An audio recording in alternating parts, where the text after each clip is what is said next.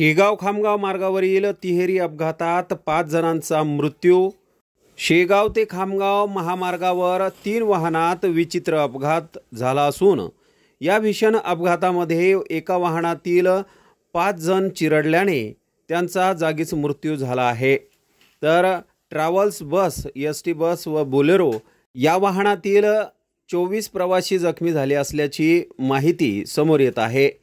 यापैकी 6 जणांची प्रकृती गंभीर असून त्यांना अकोला येथे हलवण्यात आले असल्याची माहिती मिळत आहे।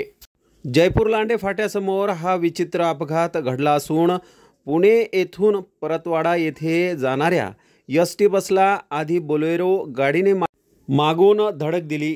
त्यानंतर खासगी ट्रॅव्हल्सने या दोन्ही वाहनांना उडवले।